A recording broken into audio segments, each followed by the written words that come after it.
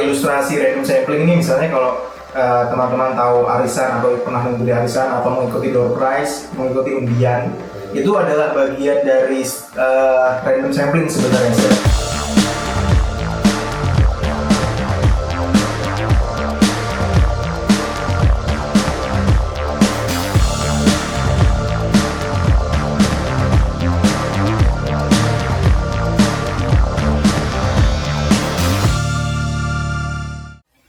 Halo teman-teman semua, bertemu lagi di channel Yuneliti, mulai meneliti dari hati bersama saya Gunawan Wibisono. Oke, untuk video kali ini kita akan membahas tentang teknik sampling atau teknik pengambilan sampel ya. Jadi bagaimana sih teknik pengambilan sampel atau teknik sampling, bagaimana cara menentukannya dan seterusnya. Oke, kita mulai aja. Tapi sebelum kita membahas tentang teknik pengambilan sampling atau teknik pengambilan sampel, kita bahas dulu apa itu sampel dan apa itu populasi. Karena sampel itu adalah bagian dari populasi ya. Kita mulai dari populasi. Populasi itu adalah jumlah keseluruhan dari satuan-satuan atau individu-individu yang karakteristiknya hendak diteliti, atau sekumpulan objek ya, sekumpulan objek penelitian yang akan diteliti, dan satuan-satuan tersebut dinamakan unit analisis dan dapat berupa orang-orang, institusi-institusi, atau benda-benda dan seterusnya. Jadi populasi ini adalah objek atau subjek yang akan kita teliti ya, dan itu populasi. Kalau sampel adalah sebagian dari populasi. Jadi dia adalah bagian dari populasi yang karakteristiknya hendak kita teliti dan juga bagian tertentu dari keseluruhan objek yang akan kita teliti. Jadi ibaratnya populasi itu adalah masyarakat desa Sekarwangi misalnya. Jadi itu adalah populasinya berjumlah 500. Sampelnya adalah bagian-bagian atau unit-unit tertentu dari masyarakat desa Sekarwangi itu yang akan kita ambil sampelnya. Misalnya 100 atau 200 orang itu bisa kita jadikan sampel. Lalu kemudian ketika kita sudah memahami apa itu populasi dan sampel, lalu teknik pengambilan sampel adalah cara atau metode untuk menentukan, memilih, atau mengkategorisasikan objek-objek yang akan kita teliti. Jadi kira-kira pengertiannya seperti itu, teman-teman. Oke, kita lanjut ke jenis-jenis penarikan sampel atau jenis-jenis teknik pengambilan sampel. Yaitu ada dua jenis, yaitu sampel probabilita dan non-probabilita. Pertama kita akan membahas tentang probabilita. Jadi probabilita itu adalah pada prinsipnya ya merupakan adanya kesempatan yang sama bagi setiap elemen yang ada di dalam populasi untuk terpilih sebagai sampel. Jadi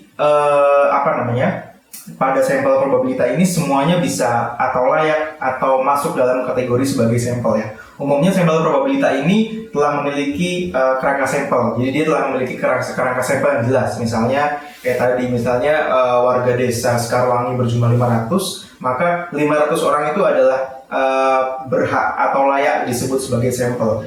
Tergantung kita mau menentukan berapa sampelnya. Dengan kata lain, ketika sebuah populasi terdiri dari 10 orang misalnya, maka setiap orang memiliki kesempatan yang sama untuk terpilih sebagai sampel. Karena tidak ada kategori khusus dalam sampel probabilita. Dan yang termasuk sampel probabilita ini ada 4 jenis atau 4 teknik ya, yaitu yang pertama ada random sampling, ada systematic sampling atau sampel sistematis, kemudian sampel stratifikasi, dan sampel cluster. Oke, kita mulai dari random sampling. Random sampling ini yang kerap muncul atau yang sering sekali kita gunakan dalam melakukan penelitian dari sampel probability ya. Jadi random sampling adalah pengambilan sampel secara acak, karena random ya. Random itu acak atau tidak teratur atau tidak berurutan ya, berdasarkan jumlah populasi yang tersedia. Kemudian jadi misalnya kita akan meneliti desa Sekarwangi dengan jumlah 500 orang populasinya, dan kita hendak mengambil sampel 200 orang, maka kita bisa secara acak memilih sampel. Kriterianya hanya dari warga desa Sekarwangi. Jadi semuanya berhak masuk sebagai sampel, dan kita berhak juga memilih sampel secara acak. Contoh gampang dari ilustrasi random sampling ini misalnya kalau teman-teman tahu arisan atau pernah mengikuti arisan atau mengikuti door prize, mengikuti undian, itu adalah bagian dari random sampling sebenarnya. Secara tidak langsung itu adalah sebuah random sampling. Jadi kalau misalnya kita arisan, kita punya anggota 10 dan kita melakukan undian atau siapa yang akan mendapatkan arisan. Biasanya kita pakai kertas, kita gulung-gulung namanya, terus kita kocok. Nah itu random. Sama juga itu ilustrasinya seperti itu. Dan juga misalnya door prize juga sama, kita mempunyai kita mempunyai nomor urut atau juga undian, itu juga sama sifatnya. Itu adalah sifat random sampling. Tapi juga kita bisa menggunakan tabel angka random atau acak. Ini juga kita bisa secara acak aja kita memilihnya. Kemudian yang kedua adalah sampel sistematis, yaitu pengambilan sampel secara sistematis berdasarkan jumlah populasi dan jumlah sampelnya. Teknik sampel sistematis menggunakan rumus N per N, atau N ini populasi dan N ini adalah sampelnya. Nah, jadi contohnya misalnya populasi warga desa Sekarwangi 500 dengan sampel 100, berarti kita bisa seperti ini ilustrasinya. Rumusnya adalah N per N, N besar dan N kecil ya. Jadi N ini adalah populasi dan N kecil ini adalah sampelnya ya. Jadi misalnya tadi populasinya adalah sejumlah 500, kemudian sampelnya kita ambil 100, berarti 500 per 100 kita menemukan angka 5. Nah, 5 ini kita hitung kemudian dari nomor urutnya. Misalnya 105, kita mulai dari 105, misalnya 110, 115, 120 dan seterusnya. 105 misalnya plus 5, plus 5, plus 5, itu kurang 5 ya, kurang 5, kurang 5, kurang 5, dikurang 5, maka ini ketemu angka 100, ini ketemu angka 105, ini ketemu angka 110, ini ketemu angka 115. Nah, pemilihan ini adalah disebut pemilihan sampel secara sistematis. Jadi di nomor-nomor ini 100, 105, 110 dan 115 ini adalah nomor-nomor yang kita tentukan sebagai sampel. Dan ini adalah salah satu contohnya. Kita lanjut. Di sampel stratifikasi adalah pengambilan sampel dengan lebih dari 2 variabel, yaitu digunakan untuk menentukan jumlah sampel pada pola hubungan variabel. Jadi dalam kita menentukan sampel proporsional dalam sampel stratifikasi, rumusnya adalah subpopulasi per populasi kali sampel. Nah, kita bisa lihat contohnya di sini. Subpopulasi di tiap program studi mahasiswa itu ada 175, 150, 125 yang jumlahnya adalah 450. Jadi subpopulasi misalnya untuk sosiologi 100 per 450. Di sini kita coba ambil sampelnya 200. Berarti ketemu angka 2000 atau 20.000 per 450. Berarti di sini ada 44. Nah, berarti dari jumlah mahasiswa sosiologi yang 100, kita bisa mengambil sampel 44 dari dalam konteks sampel stratifikasi, dan seterusnya juga akan dihitung secara rumus seperti ini. Oke, selanjutnya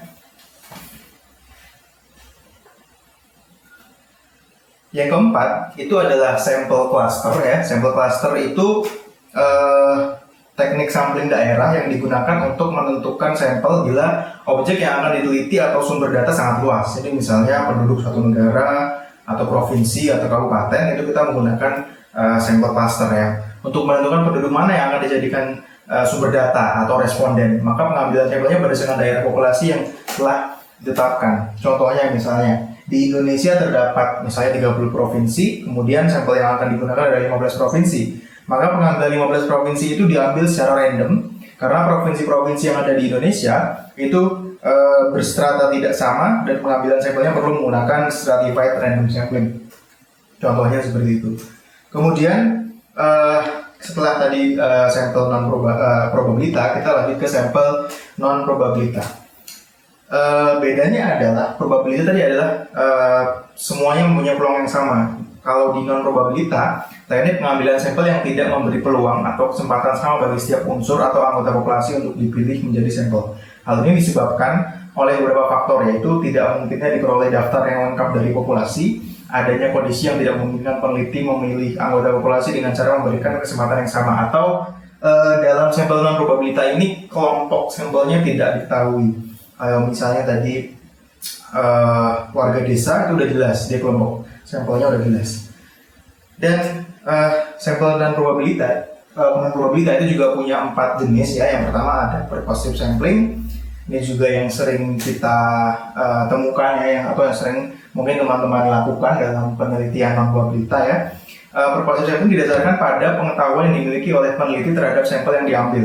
Penunjukan sampel oleh peneliti dilakukan berdasarkan keyakinan peneliti atau analisis ringan bahwa sampel yang dipilih benar-benar merupakan bagian dari populasinya. Jadi misalnya begini, kita melakukan survei kepuasan tentang pajak gitu, atau seberapa puas orang yang telah membayar pajak, maka sampelnya adalah warga yang telah membayar pajak. Jadi misalnya dalam warga desa 500 orang tadi, ada berapa orang yang telah membayar pajak, dan itulah yang layak kita ambil sebagai sampel.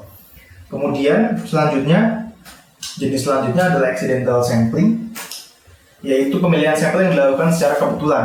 Karena dikatakan kebetulan, karena memang dalam proses pemilihan didasarkan pada unsur kebetulan. Tapi bukan rekayasa ya, tapi ini sesuatu yang sifatnya tidak direncanakan. Contohnya kita melakukan survei kepuasan mahasiswa. Nah, peneliti bisa melakukan pemilihan sampel di ruang tunggu atau di ruang pelayanan mahasiswa. Jadi ketika kita bertemu mahasiswa di ruang tunggu atau di ruang pelayanan, kita bisa melakukan survei, dan itu disebut dengan accidental sampling atau yang dilakukan secara kebetulan.